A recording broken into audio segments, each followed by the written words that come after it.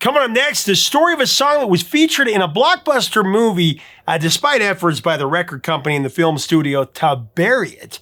The label warned the artist that sang this song that it would ruin his career, and the film studio tried to actually hide it. They tucked it away in the end credits like a guilty secret. Yet somehow this single defied all the naysayers to become one of the most successful tracks of the rock era. One that I've actually loathed since I first heard it, but I'm going to listen to it with an open mind as I figure it out. Let's see if I can be converted as I tell the history and listen to it from a new perspective. This iconic and remarkable journey of the smash hits coming up on Professor of Rock. Hey, music junkies, Professor of Rock, always here to celebrate the greatest artists and the greatest songs of all time. You know, if you remember trying to stay up late to watch Friday night videos, if you didn't have cable, you're going to dig this channel of deep musical nostalgia. Make sure to subscribe below right now. Click the red button and click the bell so you always know when our stuff comes out. Also, the t-shirt of the day, I'm pretty excited about this one. Aha, all right? Take On Me. You can get yours below or right here at the link, 80stees.com. Thousands of the coolest t-shirts you'll ever find. So as the 80s ended, Bryan Adams found himself at a crossroads. He was wondering, where do I go from here?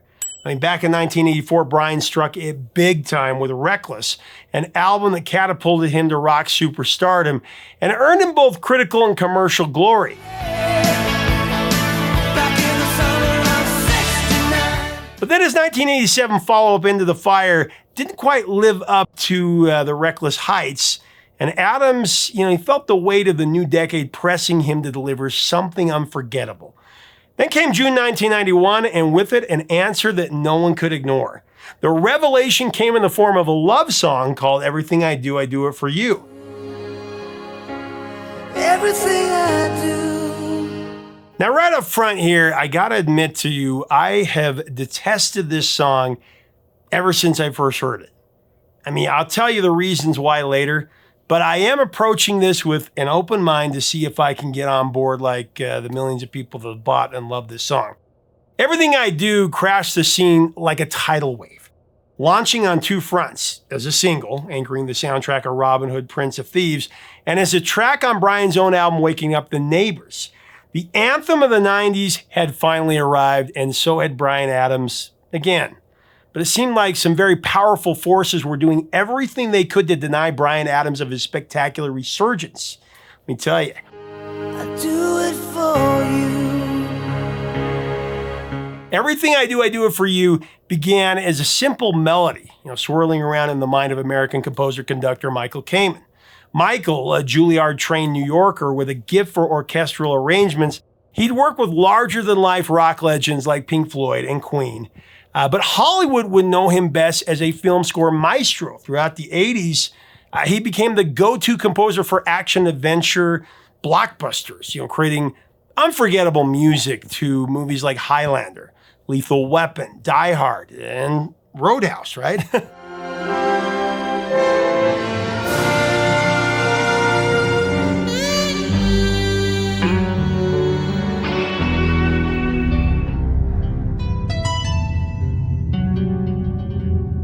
Decades before he got the gig to score Robin Hood, Prince of Thieves, Michael Kamen, he sketched out a melody that he knew was really good, but it didn't work at the moment, and he tucked it away for a later day. Now, when he saw Kevin Costner casting longing glances at Mary Elizabeth Mastrantonio on screen, that forgotten tune surfaced, and he knew instantly that he'd found the movie's perfect love theme. It was going to work.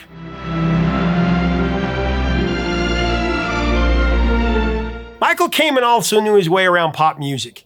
In addition to integrating his orchestral magic to Pink Floyd and Queen, Michael worked with Kate Bush, Eurythmics, Def Leppard.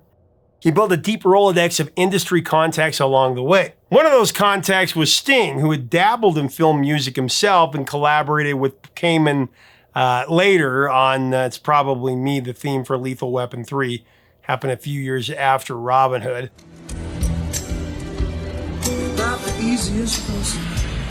Sting said once of him, and I quote, "Michael could arrange and produce, but also think like a rock musician.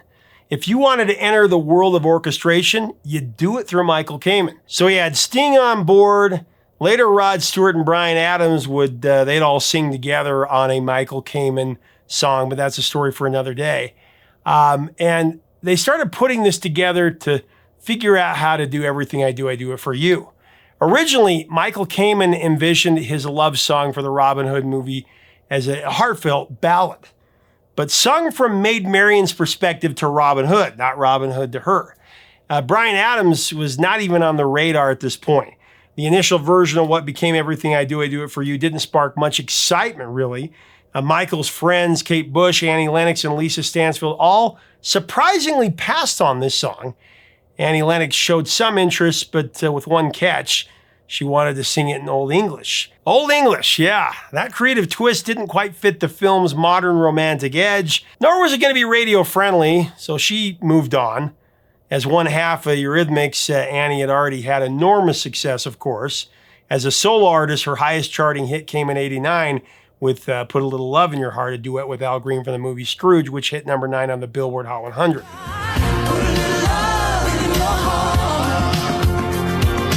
Lisa Stansfield also carefully considered the song, but Michael claimed that her label head Clive Davis nixed the idea. Stansfield's biggest success all around the world climbed to number 3 on the Billboard Hot 100 around that same time. That would have been a good follow-up.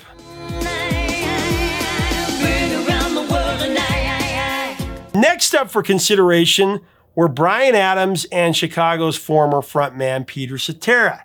Peter had a strong track record with the movie soundtracks, of course. He'd already hit number 1, The Glory of Love from Karate Kid 2. And he seemed like the obvious choice for delivering another sweeping love song.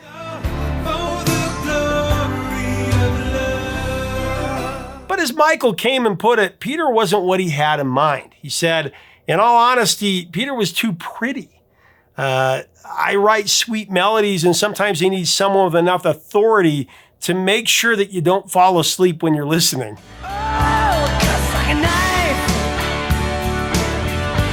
Ultimately, it was Bryan Adams' gritty voice and the heartfelt lyrics about Marion and Robin's romance that won the day, bringing the passion Michael envisioned to life. Wonder if movie soundtrack king Kenny Loggins was ever in the conversation for that. Anyway.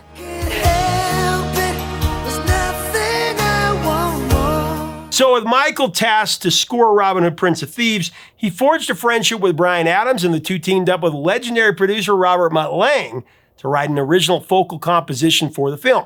Lange also took on production duties for the record, shaping it into the iconic track that it would become.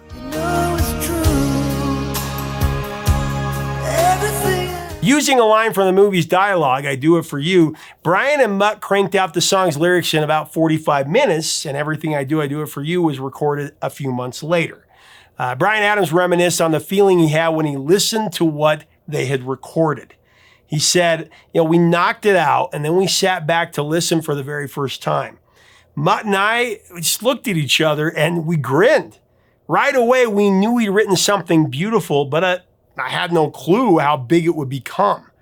Now, reflecting on that moment, he also added, it's a feeling you only get a few times when you know it's good. You don't know if it's a hit, but you know it's something really special.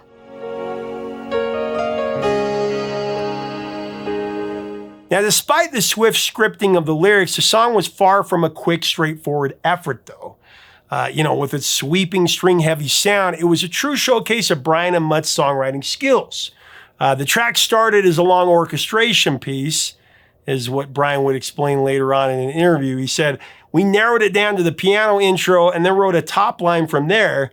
Next time you listen, notice the counter melodies where the piano goes one way and the vocals go another. Look into my eyes. Michael Kamen mostly liked Bryan Adams' spin on the melody for Everything I Do. Actually, in the Billboard Book of Number 1 Hits, one of my favorite books since I was a kid, Kamen praised Adams, saying in a quote, Bryan had a lot of integrity. He's a genuine rock and roller, so there's no question of it being a sappy ballad. But Michael had one big reservation. He wasn't thrilled with the modern production choices that Bryan and Mutt had made. To him, the song wouldn't fit the film's medieval setting without Bryan singing over period instruments. Now, on the flip side of that, Bryan thought that idea was ridiculous. He said, "We don't want lutes and mandolins on this. This is a pop record." Right, he made the right choice.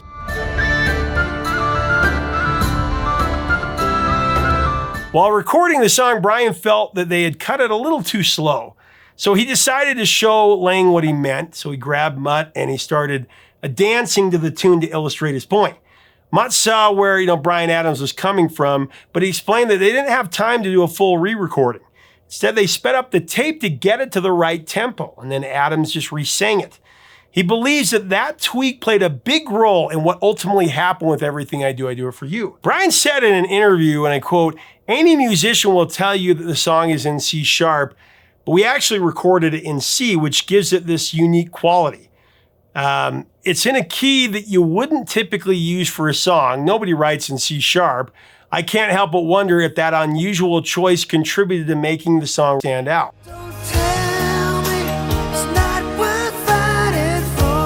Now, one classic Mutt Lange moment in Everything I Do showcases the full effect of this signature style. It's actually in the final bridge. A power chord kicks in and Bryan's vocals really ramp up, emphasizing his commitment as he declares that he would fight, lie, walk the wire, and die for the one that he loves.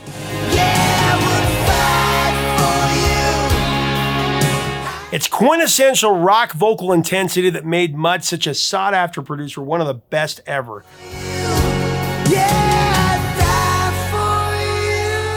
And the recording of Everything I Do It For You features the expert musicianship of Keith Scott, truly the most underrated guitarist of the 80s. He played lead guitar parts on the track, performed all the tasty riffs on Bryan Adams' rock hits from the 80s into the 90s and beyond.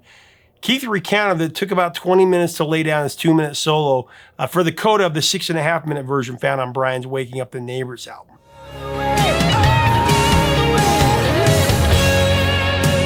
And then the gorgeous piano sections, those were a vital part of the arrangement for Everything I Do.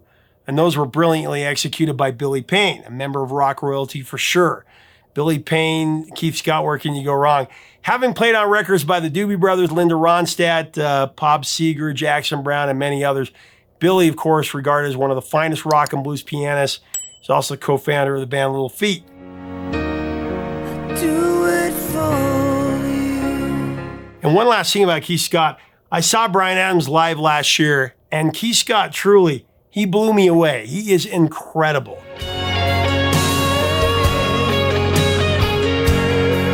Now, when they submitted it for placement in the movie, this song didn't really win over Hollywood. They had the same contention that Michael Kamen had. They insisted the song's instrumentation should match the medieval setting.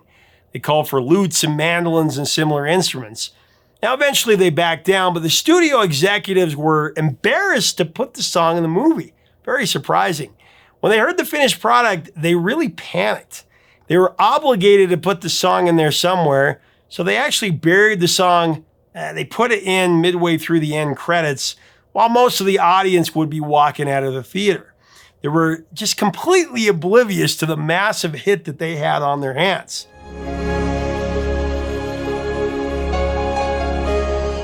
Robin Hood, Prince of Thieves, it did well at the box office. It raked in $165 million, making it one of the top grossing films in '91, second only to Terminator 2. It actually outperformed Silence of the Lambs, City Slickers, even Beauty and the Beast. How did your uneducated kind ever take Jerusalem? God knows. Kevin Costner's portrayal of Robin Hood faced a lot of criticism for his noticeably inconsistent English accent. But the movie-going public, they didn't really care. Fresh off major hits like Bull Durham and Field of Dreams and having just won an Oscar for Dances with Wolves, I mean, Kevin Costner was at the height of his career during a time when really movie stars had real box office potential to pull people in.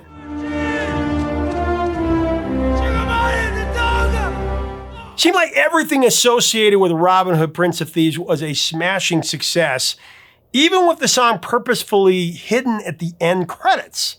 Everything I Do It For You became a worldwide phenomenon, though. It surprised the record label. The film company, Michael Kamen, Mutt Lange, and Bryan Adams all together. I mean, sure, Bryan and Mutt thought it was a great song, but no one could have predicted just how massive this song would be. It became one of the most successful singles of all time. Sold over 15 million copies globally. A lot of people don't realize that. The track topped the charts in 30 countries. It spent an impressive 7 weeks at #1 on the Billboard Hot 100 here in the US. To add further perspective on just how big it was, Everything I Do also held the top spot of the Hot 100 longer than any song since The Police's Every Breath You Take, which had dominated the charts for 8 weeks, 8 years earlier. Every breath you take. In the UK, it made even more history. It was at #1 for 16 consecutive weeks, marking the longest reign in British chart history. This song was not only Bryan Adams' biggest hit, but also one of the best-selling singles of the rock era. Everything I Do It For You also took home a Grammy for Best Song Written specifically for a motion picture or television in '92. It was also nominated for Best Song of the '91 Academy Awards, although it lost to Beauty and the Beast. As old as rhyme, Beauty and the Beast. Although the film company attempted to downplay this song, giving it terrible placement, Everything I Do It For You played a significant role in reigniting Hollywood's interest in big songs for the endings of major films. Paved the way for anthemic theme songs in movies like Titanic and Armageddon and Con Air and The Bodyguard after.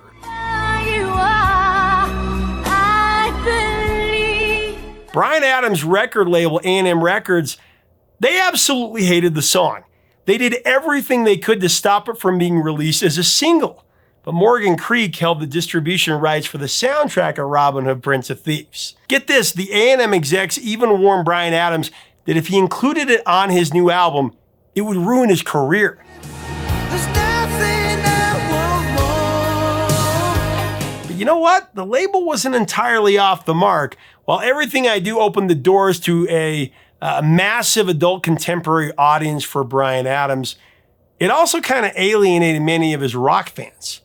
One could argue that despite his rock cred taking a hit, Everything I Do actually extended his career with a more sustainable path as he grew older. So there's that. Bryan Adams went on to record more dramatic ballads for romantic films. There's, of course, All for Love in '93 with Rod Stewart and Sting for The Three Musketeers with Kamen and Mutt Lange again. Have You Ever Really Loved a Woman for Don Juan DeMarco in '95 as well.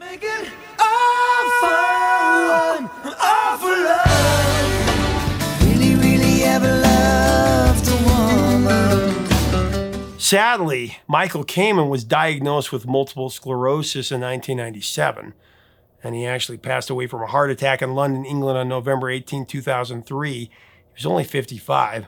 Actually, when Bryan Adams heard about Michael's death, he described it as like losing a brother.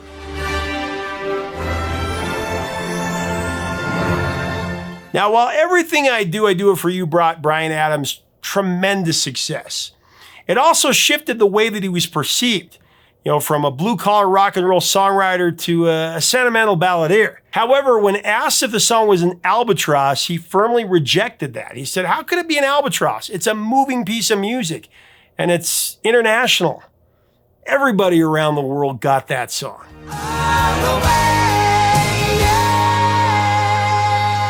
Now, this song was huge when I was in high school, and I got to admit, I absolutely detested it from first listen. There were several reasons for this. I had a little brother who bought the CD single, and he was in love with this girl. And because of that, he played the song every single day for like 3 months. I was also in the new wave and college rock, at that moment, the Smiths, REM, the Replacements, Depeche Mode, Joy Division, stuff like that. And it just seemed schmaltzy. It was a schmaltzy love song. It was too corporate, too mainstream for my musical palate at that time. Plus, anytime they play it, at the school dance, everyone would sing it to the top of their lungs really dramatically, like it was the greatest song in history. Made me throw up in my mouth just a little bit. One positive I could find with it at that time, though, is whenever they did play it at school dances, they usually played that extended 7-minute version, which if you were slow dancing with a beautiful girl, it was a very long dance, so that was good.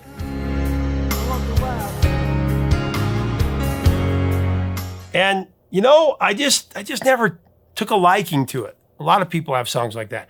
Honestly, though, this is one of the most requested songs that our viewers, you the viewers, have asked for me to feature on this channel.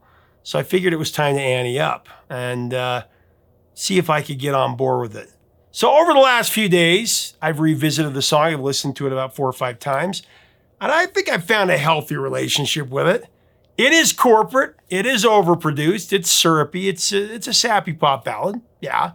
But I love Bryan Adams. I'd still take Heaven over this one, though.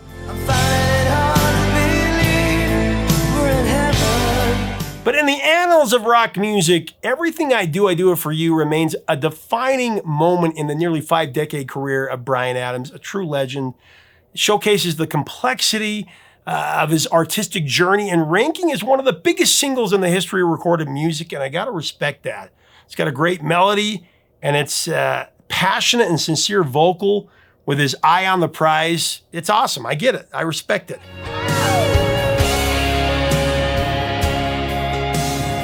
And I've come to realize it's an important piece of the musical puzzle for that time. So I got to give it its due. Mutt Lange, Bryan Adams, Michael Kamen on the big power ballad of the 90s. I'm game.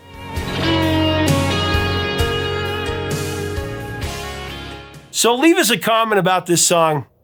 Again, not my favorite, but I really think Heaven's better. What do you think? What's his best ballad? What are your memories of this song? Do you have any funny stories behind it? I remember walking into my brother's room when he was playing it and he was singing it, passionately. I think it was when she'd broken up, when he was crying and he was lip syncing it. And I was like, oh my gosh, boom, I just couldn't do it. But anyway, I've gained a new appreciation for it, listening to it this week, excuse me. So let us know your stories below. If you like our content, we invite you to subscribe. Get your t-shirt. It's Aha Take On Me, What's Not to Love. Until next time, 3 chords and the truth, my friends.